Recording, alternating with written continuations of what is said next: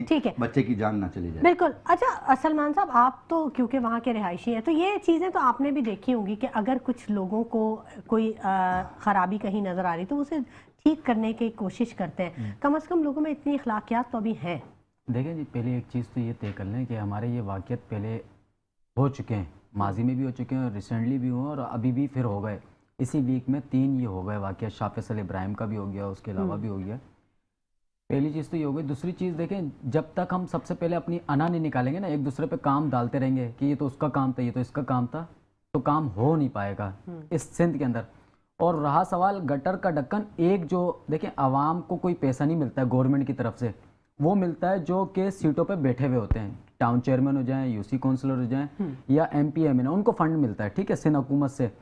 तो मैं पहले भी आपके प्रोग्राम में कह चुका हूँ, जब तक के निचली सतह पे हमारी ये जो एनएफसी अवार्ड जब हमें मिलता है तो हम सिंध हुकूमत जाती है वफाक में फ़ंड लेकर आती है। जब तक इसको निचली सतह पे नहीं दी जाएगी ना काम करने की नौयत, जब तक ये काम सही तरीके से एक तो प्रॉपर भी नहीं होगा, ठीक है।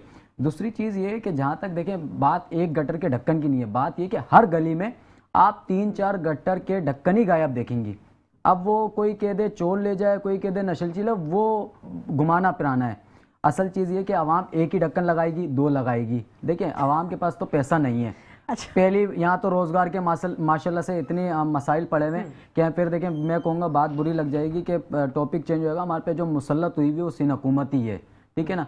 तो सबसे बड़ा एहसासा जो होता है ना, वो होता है माँ बाप के लिए, पायलट, इंजीनियर, डॉक्टर नहीं, उसका बेटा उसकी नज़र के सामने आंखों का तारा आ रहे, पहली चीज़। तो जहाँ तक हम बात देखें बच्चे की हद तक के ये गटर के जो ढक्कन तमाम हैदराबाद हो या सिंध के जहाँ पे भी, ये सिंध हुकूमत की जब तक ये फंडिंग या जो भी इनके मामलात अंदरूनी इनके मामलात हैं गवर्नमेंट के साथ, वो इनको देखें, इसको हल करें। पहली चीज़ तो ये गवर्नमेंट के साथ बैठें, बातचीत करें, क्यों नहीं मिलते फंड। देखें, हर महीने आपके फंडिंग आती है, हर टाउन चेयरमैन को आती है, जो उसके अकाउंट में पैसा उसी के चेक जाया जाता है। उनकी वो सैलरियों के स्केल के भी हिसाब से जाया जाता है, उनके वो जो मेंटेनेंस होती है, चाहे वो लाइट हो, चाहे वो गटर के जो भी मामला था। अगर हम ये कहेंगे कि ये तो सिंध सॉलिड वेस्ट मैनेजमेंट का काम है कि जी वो स्वीपिंग करेगी, सारी चीज़ें करेगी, तो फिर तो हम काम नहीं कर पाएंगे सिंध में रहकर। ठीक है, मोहम्मद यूसुफ साहब से भी बात कर लेते हैं। यूसुफ साहब, अब टाइम कुछ कम रह गया, लास्ट कमेंट में लेना चाहूँगी आपसे।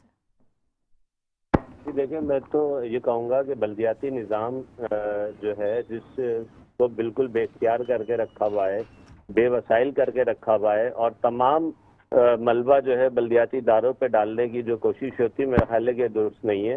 होना ये चाहिए कि बल्दियाती इदारों के मातहत कचरा उठाने का पूरा निज़ाम होना चाहिए, वाटर एंड सीवरेज बोर्ड को नीचे डिवॉल्व करना चाहिए, ताकि फिर ये तमाम लोग और इसी के साथ साथ वसाइल दिए जाएं, तो इंशाअल्लाह ये शहर बन सकता है। मैंने तो पहले अर्ज किया ना, पिछले 15 सालों में 3360 अरब रुपए जो कराची को मिलने थे वो नहीं मिले, वो कराची पे नहीं लगे। उसके नतीजे में आज कराची मसाइलिस्तान बन गया है, मुश्किल हो गया है यहाँ पे।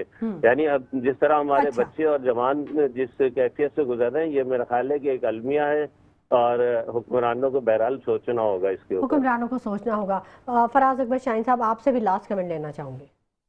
देखें, आखिरी लास्ट कमेंट तो यही है, मैं आपसे यही बात करूंगा कि सारी पार्टियों को मिल के पाकिस्तान का सोचना चाहिए। पाकिस्तान है तो हम हैं, पाकिस्तान हमसे है और हम पाकिस्तान से हैं। पाकिस्तान को मिल के बेहतरी की तरफ पीडीएम का तजर्बा अभी वैसे ज़्यादा पुराना नहीं हुआ।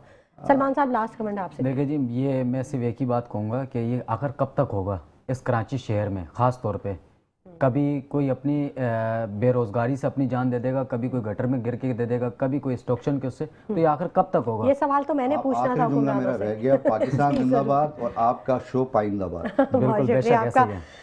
बहुत शुक्रिया सलमान साहब, आपकी तशरीफ आवरी के लिए बहुत शुक्रिया। फराज साहब, आपकी तशरीफ आवरी के लिए बहुत शुक्रिया।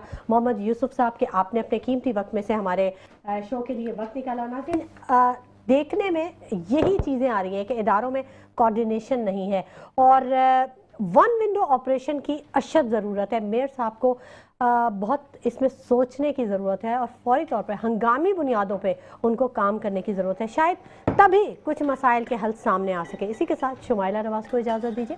अपना बहुत ख्याल रखिएगा। अल्लाह।